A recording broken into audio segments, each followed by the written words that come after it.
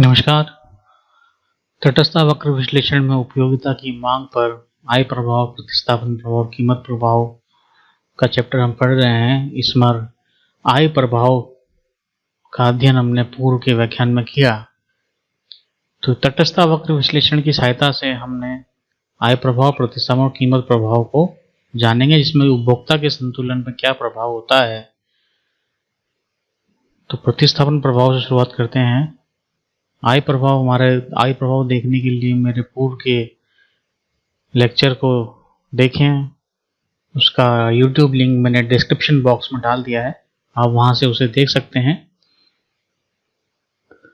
प्रतिस्थापन प्रभाव, प्रतिस्थापन का अर्थ क्या होता है? प्रतिस्थापन का अर्थ है कि एक वस्तु के स्थान पर दूसरी वस्तु का प्रयोग, उसको हम कहते हैं प्रतिस्थापन, सब्स्टिट्यूशन इफेक्ट। तो तटस्थता वक्र की सहायता से हमें देखेंगे उपभोक्ता के संतुलन पर प्रतिस्थापन प्रभाव को किस प्रकार से दर्शाया जाता है। तो यहां बात होती है जब उपभोक्ता की आय में परिवर्तन ना हो, कि व्यक्ति की उपभोक्ता जो है उसकी आय में कोई परिवर्तन नहीं हो रहा है, आय स्थिर है। इससे पहले जो आय प्रभाव देखा था उसमें आय परिवर्तन को हमने अध्ययन किया, और यहाँ आय में परिवर्तन नहीं है, परंतु वस्तुओं की सापेक्षिक कीमतों में परिवर्तन हो जाए। वस्तुओं की सापेक्षिक कीमत का तात्पर्य है कि जो सापेक्षिक वस्तुएं हैं, चाहे प्रतिस्थापित वस्तुएं हैं, चाहे पूरक वस्तुएं हैं, तो उनकी कीमतों में परिवर्तन हो जाए तो उपभोक्ता अपने संतुष्टि को पूर्ववत स्तर पर बनाए रखने के लिए अपने उपभोग में महंगी वस्तुओं को सस्ती वस्तुओं से प्रतिस्थापित करता है। मतलब उसे उसी समान संतुष्टि, जब जैसे कि कोई वस्तु महंगी हो गई तो अब वो क्या कर सकता है, उपभोक्ता आयत में तो कोई परिवर्तन हुआ नहीं, वस्तु महंगी हो गई तो वो उसे ज्यादा ना खरीद के कम खरीदेगा तो उसका संतुष्टि का स्तर नीचे की ओर हो जाएगा। परंतु यहाँ हम बात कर रहे हैं कि उपभोक्ता अपने संतुष्टि स्तर को पूर्ववत बनाए रखना संतुष्टि स्तर को, तो जो महंगी वस्तु उसको सस्ती वस्तुओं से प्रतिस्थापित कर देगा और वो उसी संतुलन स्तर पर, उसी तटस्थता वक्र पर संचलन करेगा। इस प्रकार वस्तुओं के क्रय को सापेक्षिक कीमतों के अनुसार बदल देता है। इसे ही प्रतिस्थापन प्रभाव कहा जाता है।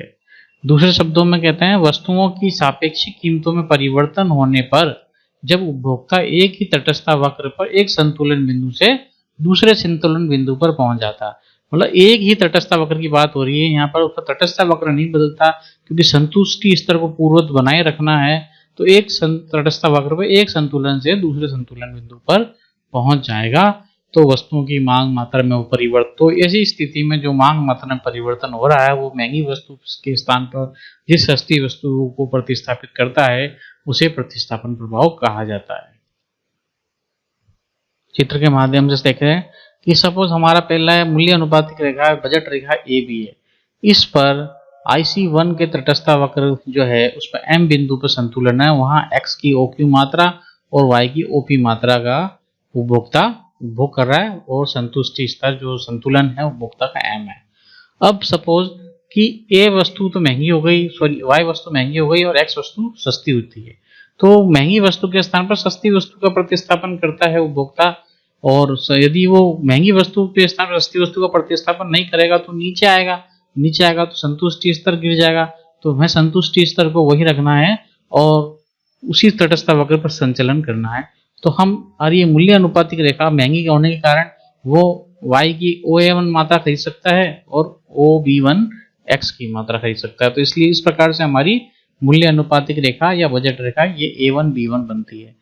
अब यहाँ जब A1 B1 बनती है तो ये N बिंदु पर स्पर्श हो रखा है तटस्थ वक्र का, तो ये संतुलन का बिंदु है। तो यहाँ इस बिंदु पर संतुलन होता है तो उपभोक्ता OQ1 मात्रा X खरीदता है और OP1 Y की मात्रा खरीदता है। तो हम देखते हैं OP से घटकर कितना हो गया, OP1 पे आ गया, और यहाँ OQ से बढ़कर OQ1 आ गया। तो महंगी वस्तु के स्थान पर सस्ती वस्तु X का प्रतिस्थापन कर दिया, Q से Q1 मात्रा उपभोक्ता ने ज्यादा उपभोग करी और उसी संतुष्टि स्तर पर बना रहा, तो Y के स्थान पर उसने X का प्रतिस्थापन किया। तो इस प्रकार से OQ1 मात्रा प्रतिस्थापन करना ही प्रतिस्थापन प्रभाव है। तो M से इस तटस्थ वक्र पर M से N बनाना तटस्थ वक्र पर प्रतिस्थापन प्रभाव को दर्शाता है और OQ मात्रा प्रतिस्थापन प्रभाव को दर्शा रही है। नेक्स्ट हम चलते हैं कीमत प्रभाव। कीमत प्रभाव की बात करते हैं हम तो वस्तुओं के मूल्य में परिवर्तन का भी उपभोक्ता की मांग तथा संतुलन बिंदु पर प्रभाव पड़ता है। तो यहाँ हम बात कर रहे हैं मूल्यों में परिवर्तन की, तो मूल्यों में परिवर्तन का भी उपभोक्ता की मांग में प्रभाव पड़ेगा और संतुलन बिंदु पर प्रभाव पड़ेगा। तो जब उपभोक्ता की मौद्रिक आय में कोई परिवर्तन नहीं होता है, मौद्रिक आय को हमने स्थिर मान लिया, पर वस्तुओं की कीमत में परिवर्तन होता है। अब जो संबंधित वस्तु है उसी की कीमत में परिवर्तन हो रहा है, तो मूल्यों में परिवर्तन के फलस्वरूप मांग मात्रा पर पड़ने वाले प्रभाव को मूल्य प्रभाव या कीमत प्रभाव कहा जाता है। तो क्या है इसका अर्थ? मूल्यों में होने वाले परिवर्तन के फलस्वरूप कि हमारी जैसे कोई वस्तु की कीमत में परिवर्तन हो रहा है, तो उसके कारण जैसे कोई वस्तु सस्ती हो गई तो हम उसका उपभोग ज्यादा करने लग जाते हैं। जब वस्तु का उपभोग ज्यादा कर रहे हैं तो हमारा तटस्थता वक्र भी ऊपर की ओर जाएगा, हमारा संतुष्टि स्तर भी ऊपर की ओर जाएगा। तो ऐसी स्थिति में परिवर्तन के फलस्वरूप मांग मात्रा पे जो प्रभाव पड़ता है उसको मूल्य प्रभाव कहते हैं, जो कि कीमत प्रभाव कहा जाता है। मूल्य प्रभाव कह दीजिए, कीमत प्रभाव कह दीजिए, प्राइस इफेक्ट होता है। दूसरे शब्दों में कीमत प्रभाव उस प्रभाव को कहते हैं जिसमें उपभोक्ता की मौद्रिक आय स्थिर रहने पर भी एक वस्तु की कीमत में परिवर्तन होने से उसकी मांग मात्रा परिवर्तित होती है। कीमत में परिवर्तन से मांग मात्रा में परिवर्तन हो रहा, फिर से वही बात दोहराई गई है। उदाहरण के लिए दो वस्तुओं में x तथा y की कीमत तथा उपभोक्ता की आय स्थिर रहती है। x तथा y में y की कीमत तथा उपभोक्ता की आय स्थिर रहती है। मान सपोज y की कीमत और उपभोक्ता की आय स्थिर रहती है, तो केवल x की कीमत में परिवर्तन होता है। जैसे मैंने बताया कि एक वस्तु की कीमत में परिवर्तन हो रहा है, तो y की कीमत को हमने स्थिर मान लिया है, y की कीमत भी स्थिर है और उपभोक्ता की आय भी स्थिर है। तो ऐसी स्थिति में केवल हमने माना कि x की कीमत में परिवर्तन हो रहा है, तो उपभोक्ता प्रत्येक कीमत परिवर्तन पर x वस्तु की मांग मात्रा में परिवर्तन कर नया संतुलन बिंदु प्राप्त करेगा। तो x वस्तु की मांग मात्रा में परिवर्तन करके यदि वो महंगी हो गई तो उसका कम कर देगा, यदि वो सस्ती होती है तो उसका उपभोग ज्यादा करेगा। तो इस प्रकार से जो सभी संतुलन के बिंदुओं को जोड़ने वाली रेखा मूल्य उपभोग वक्र यानी प्राइस कंजप्शन कर्व कहलाएगी, क्योंकि इस तथ्य को स्पष्ट करती है कि कीमत में कमी या वृद्धि होने से उपभोक्ता की मांग में क्या कमी या वृद्धि होगी। इसको एक डायग्राम के माध्यम से समझते हैं हम। तो यहाँ हमने बात करी, ये हमारा y एक्सिस पर y वस्तु है और x एक्सिस पर हमारी x वस्तु को दर्शाया गया है। सपोज हमारा पहला जो है मूल्य अनुपातिक रेखा या बजट रेखा AB1 है, तो इस AB1 पर उपभोक्ता R बिंदु पर संतुलन में है, जो कि मूल्य अनुपातिक रेखा तटस्थ वक्र को स्पर्श कर रही है। ये मूल बिंदु की उन्नत दर है, ठीक है, और दोनों का ढाल बराबर इस R बिंदु पे है, तो यहाँ उपभोक्ता का संतुलन हो गया। तो OQ1 मात्रा X वस्तु की खरीद रहा है उपभोक्ता। अब X वस्तु सस्ती हो जाती है, तो सस्ती होती है तो हम उसका उपभोग ज्यादा कर सकते हैं X वस्तु का, OB2। तो हमारा मूल्य अनुपातिक रेखा AB1 से बढ़कर AB2 हो गया। तो हमारी दूसरी मूल्य अनुपातिक रेखा ये आ गई, इस पे हमारी S बिंदु पर संतुलन में है उपभोक्ता, और जब चूंकि सस्ती हो गई तो उसने उपभोग मात्रा OQ1 से बढ़ाकर OQ2 कर दी। इसी प्रकार मान लीजिए और थोड़ी सस्ती हो तो हमने उपभोक्ता का जो संतुष्टि स्तर है वो ऊपर की ओर चले जाएगा, क्योंकि वो अब x की और अधिक मात्रा खरीद सकता है। तो इस प्रकार से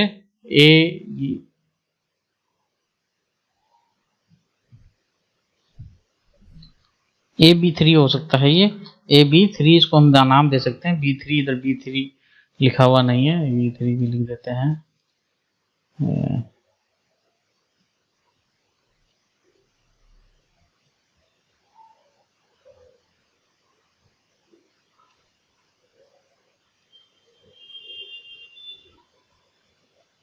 ये माउस से लिख रहे हैं इसलिए इस तरह की स्थिति होती है। तो मान लीजिए ये B3 हमारी आ गई।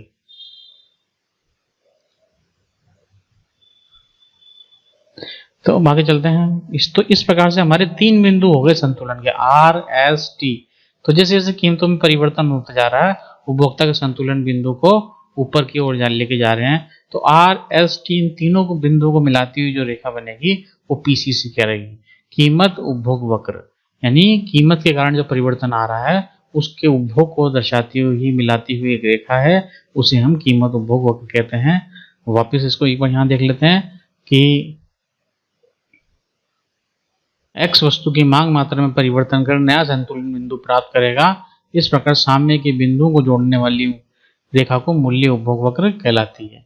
ये x वस्तुओं की कीमत में परिवर्तन होने से नए नए संतुलन बिंदु को परिवर्तन होगा, वो इन सभी बिंदुओं को मिलाती हुई एक रेखा जो खींची गई है वो कीमत उपभोग वक्र है। इसको हम विपरीत दिशा में चल सकते हैं। मान लीजिए पहले हमारा मूल्य अनुपातिक रेखा बजट रेखा हमारी AB3 थी, तो वस्तु x वस्तु महंगी हो गई, तो हम पीछे की ओर आए। AB2 हमारा नया मूल्य अनुपातिक रेखा बजट रेखा से S बिंदु पर संतुलन आया और फिर हम R बिंदु पर संतुलन आए, तो हमने देखा कि महंगी होने के कारण वस्तु कम खरीद रहे हैं और इस प्रकार से हम नई बिंदुओं को मिलाती हुई रेखा खींचेंगे तो वो PCC होगी, यानी कि प्राइस कंजप्शन कर्व। ये जो डायग्राम है वो हमें दर्शाता है कि कीमत उपभोग वक्र का ढाल और वस्तु की श्रेणी क्या है। तो यदि हम इस वस्तु का ढाल इस वाले डायग्राम का ढाल देखें तो ये ऊपर की तरफ जा रहा है, तो ये हो सकता है इस प्रकार का PCC ऊपर की तरफ जा रहा है। तो हम इसके माध्यम से वस्तुओं की श्रेणी को बताते हैं। जैसे मान लीजिए पहले PCC1 से बात करते हैं। PCC1 होता है तो इसमें क्या ढाल जो है वो गिरता हुआ होता है, ऋणात्मक होता है। तो ये परंतु यहाँ क्या x वस्तु तो बढ़ती हुई जाएगी और y वस्तु कम होती चली जाएगी, तो x वस्तु सामान्य वस्तु है। जब कीमत उपभोग वक्र क्षैतिज होता है, यानी कि क्षैतिज यानी कि PCC2, यदि हमारा PCC2 इस प्रकार से PCC बनता है, PCC हमारा इस प्रकार से बनेगा, तो यदि ये क्षैतिज बनता है तो x वस्तु तो शेष वस्तु है और y वस्तु जो है वो निष्प्रभावी है। तीसरा जब होता है हमारा वर्टिकल लाइन की ओर होगा, वर्टिकल लाइन यानी इस प्रकार से यदि PCC इस कर्व से है तो यानी x और y वस्तु दोनों श्रेष्ठ है और दोनों ऊपर की ओर जाती जा रही है, दोनों का उपभोग बढ़ता जा रहा है। PCC3 हो गया तो y वस्तु x वस्तु तो हमारी स्थिर हो गई, और जब ये स्थिर हो गई और y वस्तु का उपभोग हो रहा है। और PCC4 में हमारी x वस्तु निकृष्ट और घटिया वस्तु हो गई, क्योंकि पीछे की ओर जा रहा है, y वस्तु तो बढ़ती चली जा रही है परंतु x वस्तु का उपभोग कम होता चला जाएगा जैसे जैसे कीमत में परिवर्तन होता चला जाएगा, तो x वस्तु की मात्रा कम होती चली जाएगी। तो यहाँ तो स्थिति ऐसी हो जाएगी, गिफिन वस्तु हो जाएगी। गिफिन वस्तु क्या होती है? जब कीमत उपभोग का ढाल पीछे की ओर बैकवर्ड बेंडिंग होता है तो x वस्तु न केवल निकृष्ट बल्कि अत्यधिक असाधारण प्रकार की घटिया वस्तु होती है, जिसे गिफन संज्ञा दी जाती है। क्योंकि इस स्थिति में, ये जो स्थिति है, इस स्थिति में ऋणात्मक आय प्रभाव धनात्मक प्रतिस्थापन प्रभाव की तुलना में कहीं अधिक शक्तिशाली होगा। मतलब प्रतिस्थापन में हम कहते हैं कि भाई वस्तु का प्रतिस्थापन करेंगे तो वस्तु की बढ़नी चाहिए, परंतु यहाँ आय प्रभाव जो होगा वो हमारा ऋणात्मक आय प्रभाव धनात्मक प्रतिस्थापन प्रभाव की तुलना में कहीं अधिक शक्तिशाली हो जाता है। तो ऐसी स्थिति में PCC4 पीछे की तरफ जाता है और x वस्तु घटिया वस्तु होती है।